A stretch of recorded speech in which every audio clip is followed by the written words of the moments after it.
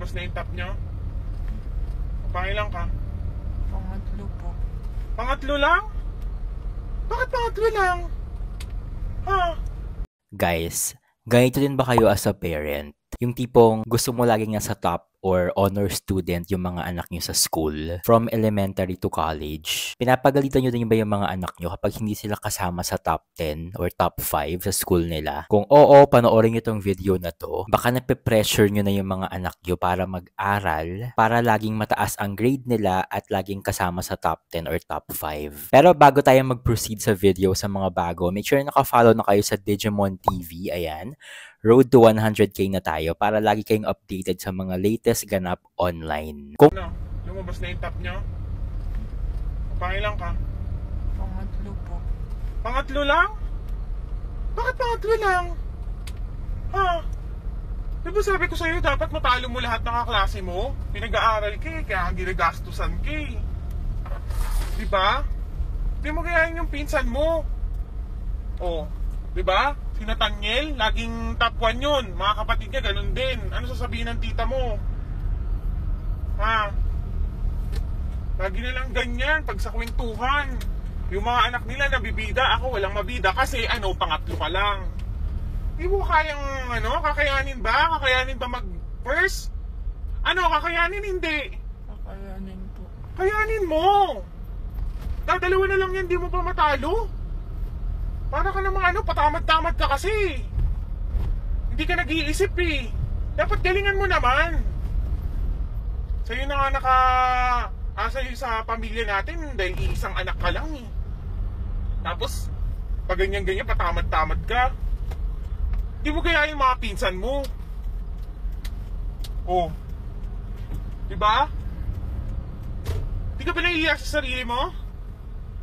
Pangatlo ka lang? Alam mo tawag sa pangatlo? Alam mo kung ano tawag sa pangatlo? Loser. Ang pangalawa, first loser. Pangatlo, second loser yan. Kasi talo kayo ng first eh. Pare-parehas lang kayo. Wala rin yan, walang bearing yan. Dapat una ka lagi. Kasi pagdating ng araw, magtatrabaho na kayo, ang pinipili, laging yung pinakamagaling. O ano yan? Ano mangyayari sa buhay mo niyan? Patapunin ka. Hindi ka marunong. Pangatlo. Pinagkaiba yan, talunan pa rin yan. Galingan mo! Naiintindihan mo? Gawin mo lahat para mag-first ka. Hindi yung pangatlo ka lang. Pag hindi ka nag-first ngayong parating na quarter, babawasan namin baon mo ha, kakalatiin namin yan. At saka tatanggalan ka namin ng cellphone. Naiintindihan mo? Hindi pwede sa akin yung mga ganyan. Dapat lagi kang una.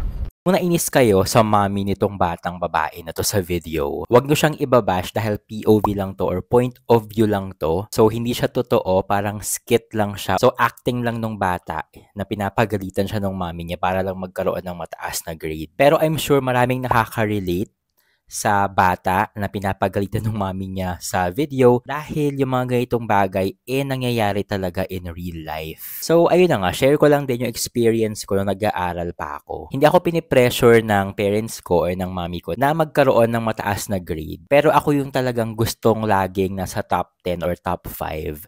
And meron pa talagang time na umiyak ako sa mami ko dahil bumaba yung rank ko sa school. Pero sabi nga niya, hindi naman talaga importante yung mga honor sa school kasi hindi naman siya basehan na kapag kasama ka sa top 10 or top 5, meron ka nang mararating or meron ka nang ma-achieve kapag laki mo. Which is true naman talaga dahil na-experience ko siya ngayon. And ayun, meron ako mga classmates before na laging kasama sa top 5, top 10, pero hindi naman sila ganun talaga nag-excel sa totoong buhay pag-graduate nila. So, ayun. And buti na lang talaga hindi ako pinressure ng mami ko or ng parents ko na mag-aral ng sobra para mapunta sa top 10. Dahil sobrang hirap nito sa mga bata or sa mga estudyante dahil pwede silang magkaroon ng trauma or depression or pwede silang ma-stress dahil nga sa pagpe-pressure sa kanila ng parents sila na mag-aral ng mabuti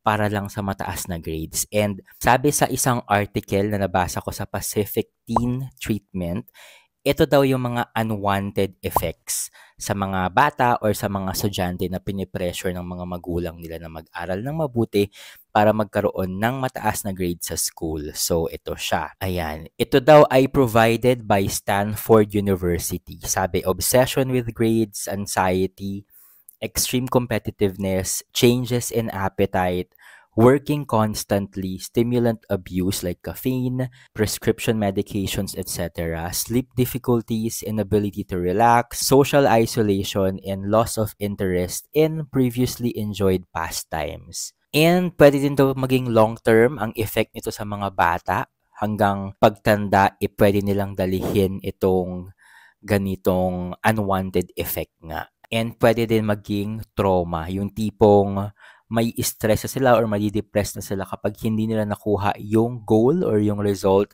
na gusto nilang ma-achieve sa ginagawa nila. And itong depression na to or itong trauma na to ay pwedeng maka-affect sa kanilang mental and physical health na nga. So, ayun. Pero totoo naman, no, hindi talaga basehan yung mataas na grade sa school dahil, ayun nga, sabi ko kanina na merong mga valedictorian, salutatorian nung mga estudyante pa sila. Pero pagdating sa totoong buhay, kapag graduate or after school, sila pa yung parang okay lang yung mga achievements. Pero merong mga cases, like sa akin, nung elementary, nung high school, or nung college, kung sino pa yung hindi kasama sa top 10, yung parang easy-go-lucky lang sila nung nag-aaral, sila pa yung merong mas na-achieve compared sa mga nasa top 5 or top 10 sa ranking sa school. 'Di ba? Hindi lang naman kasi talaga grades ang basehan. Oo, importante siya, especially kapag mag-a-apply ka, for example, sa college. Basehan din talaga yung mataas na grades. So, meron din mga benefits kapag meron kang mataas na grades or kapag kasama ka sa top 5 or top 10.